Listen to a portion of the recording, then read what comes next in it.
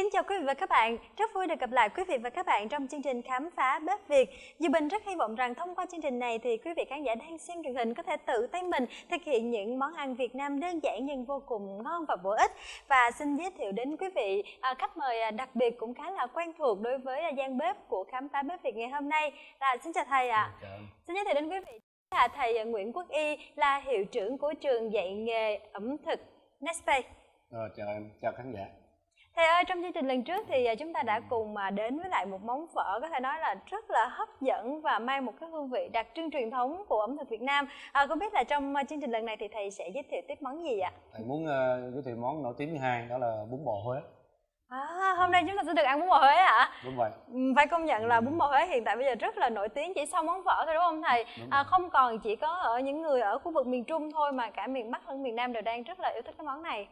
Đúng rồi, đây là món bún bò Huế phải nói là người Hà Nội cũng rất thích và các vùng miền Bắc và tất nhiên là miền Trung và cả người Sài Gòn chúng ta. Dạ, và thú thật với thầy là em cũng rất là yêu thích món bún bò Huế, cho nên là bây giờ chắc là mình hãy bắt tay vào làm ngay ha thầy ha. Rồi, phần chính là xương ống bò ha. Dạ. Và đặc biệt bún bò Huế thì nó có hợp với lại cái bắp bò ha, các bạn mua bắp bò. Dạ, bắp bò, nạm, bắp bò và nạm. Dạ. Ngoài ra thì mình bỏ bò viên vào ha. Dạ. Và nó sẽ có cái là chả Huế. Rồi để mà ướp vào trong cái mùi hương trong bún bò Huế thì nó không thể nào thiếu sả, khóm để cho cái nước nó thanh và nó thơm hơn. Dạ vâng. Và chúng ta sẽ dùng sa tế ha, sa tế. Và trong bún bò Huế thì không thể nào thiếu là mắm ruốc các bạn, mắm ruốc Huế. Và chúng ta có màu điều ha, tức là từ hạt điều á chúng ta thắng ra thì nó có màu vàng. Bún bò Huế nó có màu vàng thì nó hấp dẫn hơn. Dạ. Và gia vị để nêm á, thì cũng như lần trước thì không dùng bột ngọt và sẽ là đường phèn, bột nêm, muối và nước mắm. Dạ vâng. Và rau chúng ta sẽ dùng là rau muống bào ha, là rau chuối bào, giá và rau thơm nó sẽ là húng quế và húng cây, rau răm và hành tây. Dạ. Chúng ta sẽ cắt ra và cho vào. Hôm nay thì sẽ hướng dẫn là các bạn nấu 2 lít nước dùng cho 5 tô, đông 2 lít nước. Ta sẽ là hầm khoảng 1,5 tiếng. Dạ. Chúng ta không quên là mắm ruốc ha. Thầy sẽ nấu mắm ruốc rồi.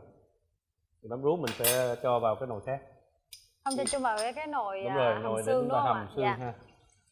Thế thì cho khoảng nửa lít nước ha, mình khuấy ra để rồi sau đó mình đun lên. Thì mục tiêu để mình nấu ra thì để cho nó bớt cái mùi mắm đi ha. Và tùy các bạn muốn cái mùi bún bò nó mùi mắm nó nhiều ít là do chúng ta nấu lâu hay không. Thầy ơi, đối với những người mà không quen với lại cái mùi mắm ruốc thì mình có những cái giải pháp nào không thầy ha? Nghe bún bò Huế thì ai cũng nghĩ là nó rất thôi mùi mắm ha. Dạ. Thì cũng có cách, tức là tại vì bún bò Huế thì nó không thể nào thiếu vị mắm. Dạ. Cần cái vị của nước mắm ruốc, đó là cái vị đặc biệt của cái bún bò Huế. Dạ. Thì bằng cách là mình nấu lâu hơn, nấu để cho nó bay cái mùi đi. Dạ. Và chúng ta để cho nó lắng xuống sau khi nấu. Dạ. Để cho lấy nước trong. Lâu là trong vòng khoảng bao lâu hả thầy? Từ khi sôi á mình có thể là 15 đến 20 phút. 15 đến 20 phút. Và bây giờ mình trong khi chờ ha, chúng ta sẽ chuẩn bị những cái giống như phở thì chúng ta sẽ phân biệt là hương và vị ha. Dạ. Đối với trong bún bò Huế thì nó sẽ có cái mùi sả là một ha. Sả và sa tế. Dạ. Thế và khóm khóm thì nó làm cho cái vị nó thanh và nó cũng khử bớt mùi mắm ruốc. Thì sả các bạn sẽ đập ra ha. Xong mình cột lại để bỏ chút rồi mình cho vào cái nồi nước lèo. Cái này là cũng để cho tô bún bò Huế của mình có một cái hương vị riêng đúng không ạ? Đúng rồi. Khóm thì mình cắt nhỏ vậy ha, mình nhỏ vào mình cho vào trong cái nồi nước lèo. Rồi sau đó thì chúng ta cân gia vị ha.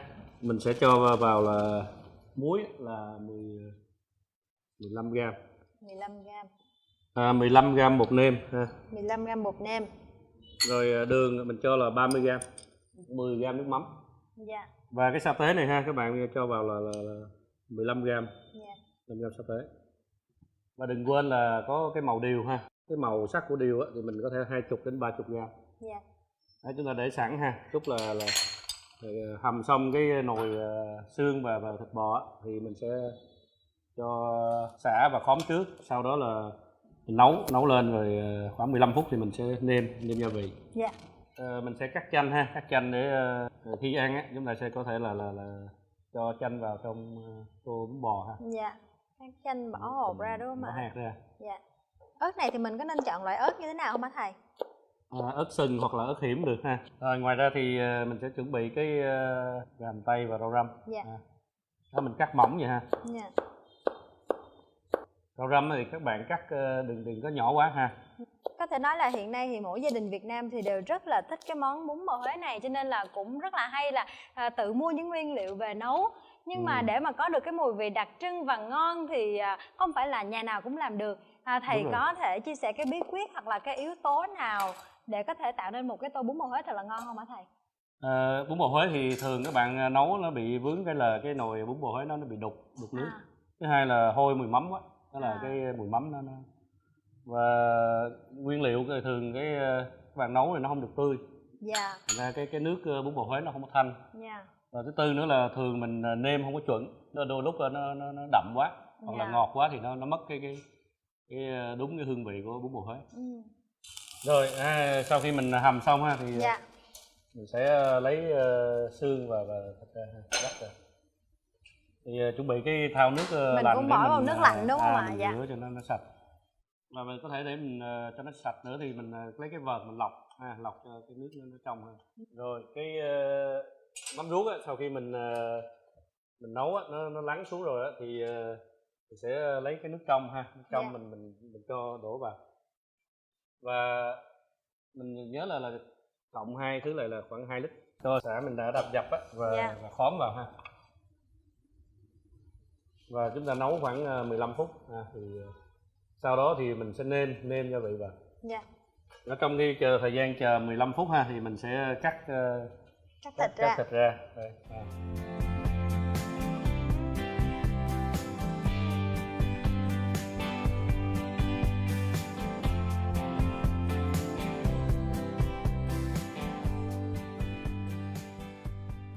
Khi mà mình đi mua thịt bò thì mình sẽ chọn phần bắp bò đúng không thầy? Cái bún bò thì nó hợp với bắp bắp. Dạ. Và có thể là mình có nạm gầu ha, nạm gầu vâng. Sau 15 phút mình sẽ nêm vào cái chén gia vị hồi nãy chúng ta đã chuẩn bị rồi ha, đã chuẩn bị rồi đó ha. Đây là chén bí quyết riêng của thầy đây ạ. Đây thì cứ đong định lượng đúng cái công thức á thì chúng ta sẽ có cái nồi bún bò rất là thơm và ngon. Dạ. Cái màu ra nhìn rất là hấp dẫn rồi. Rồi cái bún bò là mình dùng cái cọng bún lớn ha. Tại vì bún bò nó hơi mặn, hơi đậm, thành ra là mình dùng bún lớn á, ăn nó sẽ tốt hơn. Đấy, cũng như trụng thì mình sẽ tráng tô cho nó nóng. Nhớ là ráo nước ha, ráo nước. Trụng này cho bún sôi sẽ ăn ngon hơn đúng không thầy? Đúng rồi. Bây giờ mình cho thịt vào ha.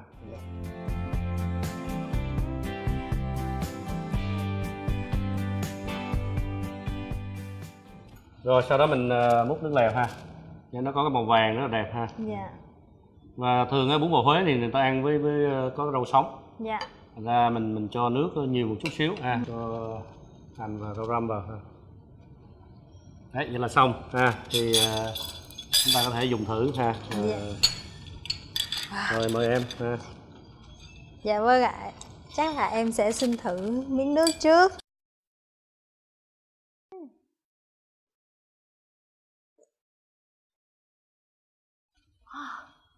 Nước rất là ngọt và có cả cái mùi mắm nhưng nó lại không bị dậy mùi quá đúng không thầy? Đúng rồi. Nước lèo rất là trong ha. Dạ đúng rồi, nước lèo rất là trong. Và cái độ nước béo cũng vừa phải vừa đủ nữa ạ. Đúng rồi, tùy mình sẽ múc điều chỉnh theo cái người ăn. Khi dùng người ta có thể cho thêm sa tế hoặc là rau ha, rau kèm theo. Bún và thịt rất là mềm và đặc biệt là thịt bò cái phần bắp nó vừa nạc vừa mỡ nên rất là ngon, rất là hấp dẫn. Em đã từng đi ăn bún bò Huế ở rất là nhiều các quán khác nhưng mà sao hôm nay cái vị nó có đặc trưng riêng và rất là ấn tượng ạ. Có lẽ là sau món phở thì món này sẽ là món thứ hai mà em rất là hâm mộ thầy Thi. Đó thì chúng ta tuân thủ theo cái nguyên tắc về chế biến món ăn, tức là nguyên liệu tươi và nấu chúng ta cũng đơn giản thôi. Và cũng rất hy vọng rằng là với những cái bí quyết mà thầy vừa chia sẻ thì những quý vị khán giả đang xem truyền hình cũng có thể thực hiện được một tô bún bò Huế rất là ngon như thế này ạ. Một lần nữa thì xin cảm ơn thầy đã dành thời gian đến với khám phá bếp Việt ngày hôm nay. Rồi, chào em, chào khán giả. Quý vị và các bạn thân mến, đến đây thì thời lượng dành cho khám phá bếp Việt cũng đã không còn nữa. Duy Bình rất tiếc phải nói lời chào tạm biệt các bạn và xin hẹn gặp lại các bạn vào chương trình lần sau.